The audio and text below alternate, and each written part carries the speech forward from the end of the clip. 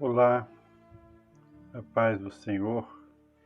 Texto para meditação hoje, Ezequiel, capítulo 1, a partir do verso 10. E a semelhança dos seus rostos eram como o rosto de homem, e a mão direita, todos os quatro, tinham um rosto de leão, e a mão esquerda, todos os quatro, tinham um rosto de boi, e também rosto de águia, todos os quatro. Quando Ezequiel estava no cativeiro,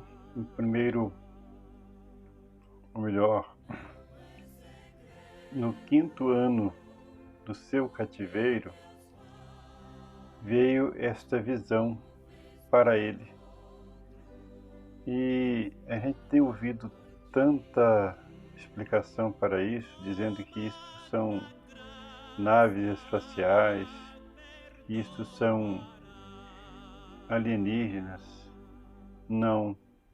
Deus, ele trabalha com coisas maravilhosas, com linhas perfeitas, né?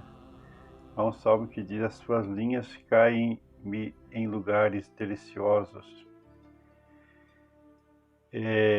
Vejo que o primeiro rosto aqui a ser identificado era rosto como o rosto de homem, e o segundo rosto era rosto de leão.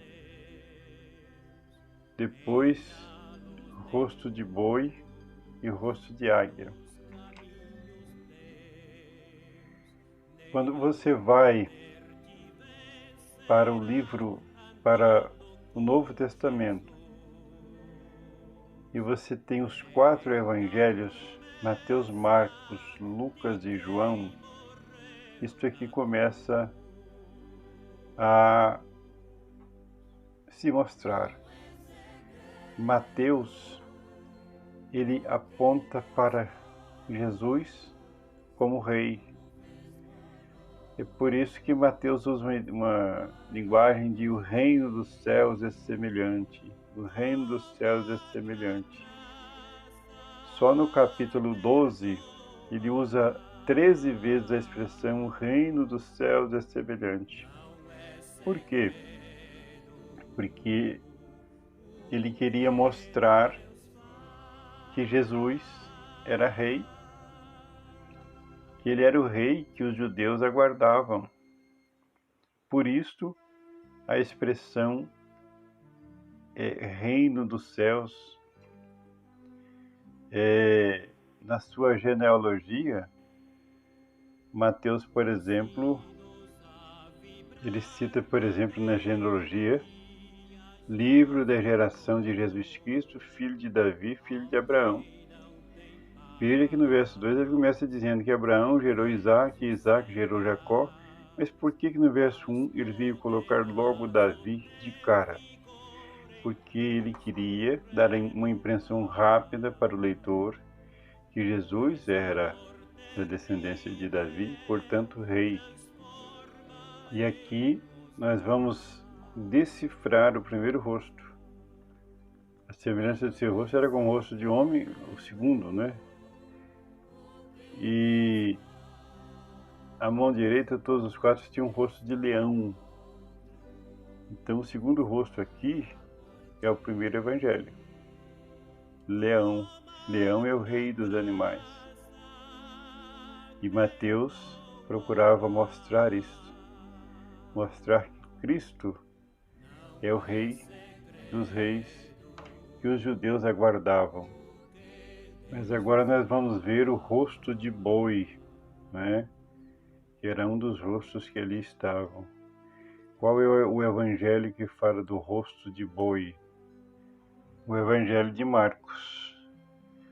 Marcos apresenta o Senhor Jesus como servo sofredor. Enquanto Mateus apresenta Jesus como rei, senhor, Marcos o apresenta como serviçal, trabalhador.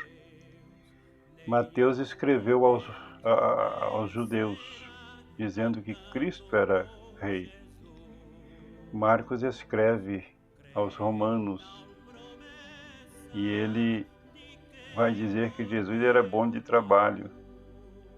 Os judeus, os romanos, gostavam de servos bons de trabalho. Eles iriam interessar em Jesus por causa do seu trabalho, da sua capacidade. Tanto é que Marcos não traz nenhuma genealogia com respeito ao Senhor Jesus, porque o servo não tem genealogia. O que se quer saber dele é se ele é bom de trabalho.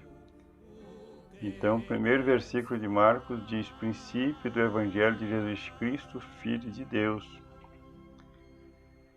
E ainda no capítulo 1, no verso 14, Jesus já está trabalhando, não é? Ele já está convocando os seus apóstolos.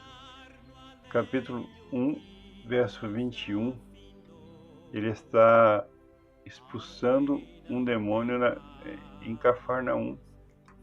Por quê? Ele ali é o servo trabalhador, e é o rosto de boi. O boi é aquele animal destinado ao trabalho.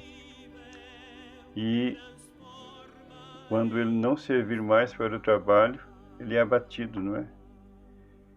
O Senhor Jesus é aquele que vem para levar sobre si as nossas dores e ser oferecido como sacrifício vivo na cruz do Calvário.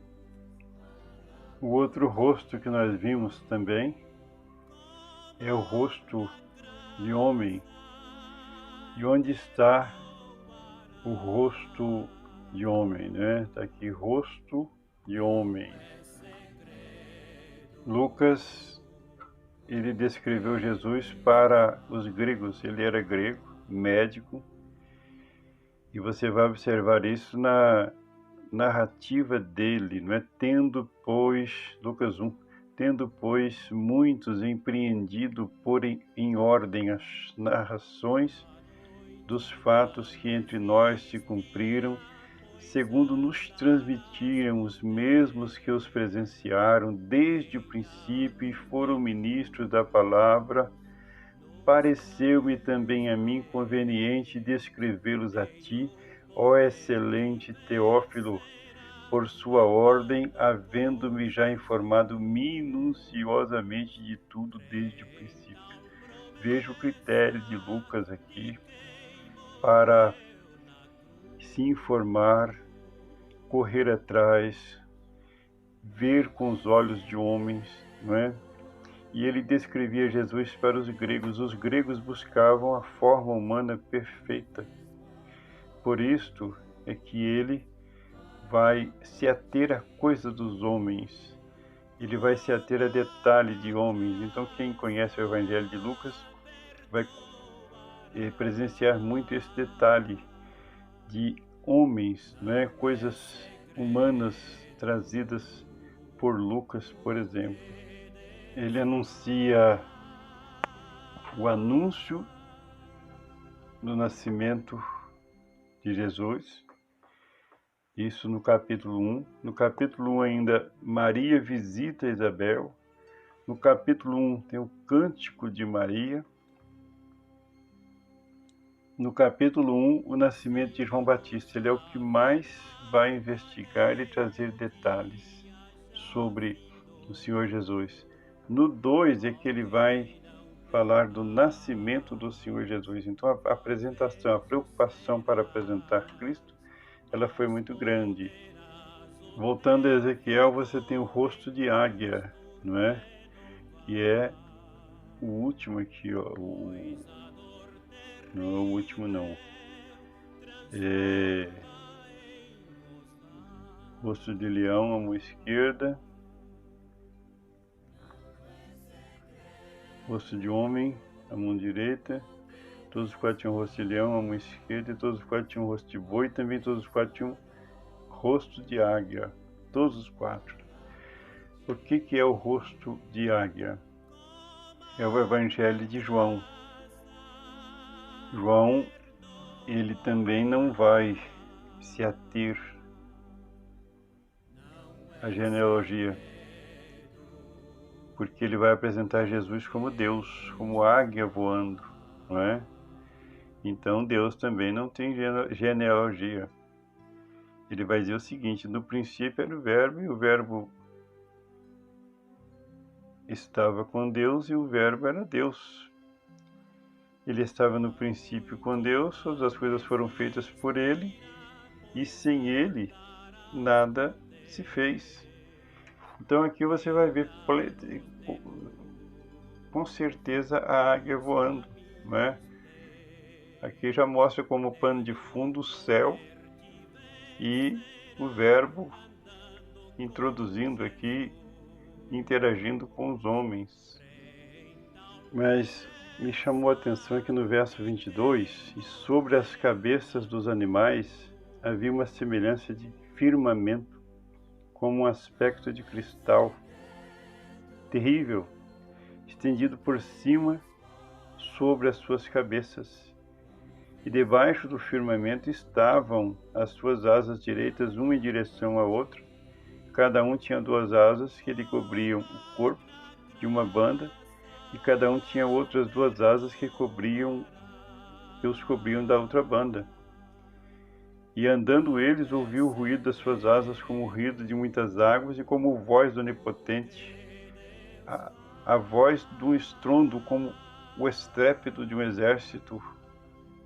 Parando eles, abaixava suas asas. E ouviu uma voz por cima do firmamento, que estava por cima das suas cabeças. Parando eles, abaixavam suas asas. E por cima do firmamento, que estava por cima de suas cabeças, havia uma semelhança de trono, como de uma safira. E sobre a semelhança do trono havia como que a semelhança de um homem do alto sobre ele. Meus irmãos, em cima dos querubins estava um firmamento. O que Jesus diz em João 14, 6? Disse-lhe Jesus: eu sou o caminho, a verdade e a vida, ninguém vem ao Pai senão por mim. É o mesmo que nós vimos por cima do firmamento, que estava por cima de suas cabeças. Havia uma semelhança de trono como de uma safira, e sobre a semelhança do trono havia como que a semelhança de um homem no alto sobre eles.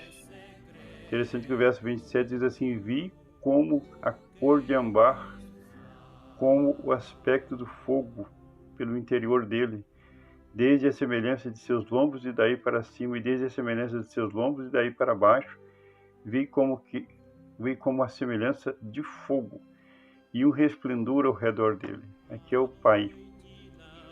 O Pai estava sobre um trono que estava firmado sobre 4 pilares, que eram 4 querubins móveis que andavam. No tempo de Isaías, Deus apareceu num culto com ele lá no capítulo 6. Agora, no tempo de Ezequiel, o povo havia se corrompido, Deus não tinha como aparecer mais no templo, então ele apareceu sobre um altar móvel, e o altar era o filho dele. Por isso que Jesus vai dizer em João 14, 6, que eu sou o caminho, a verdade e a vida, e ninguém vem ao Pai senão por mim. E vem por quê? Porque para chegar ao Pai, que está no alto da cabeça dos querubins, e os 4 querubins é Cristo. Então, para chegar ao Pai, você precisa passar pelo Filho. Um abração, Deus nos abençoe.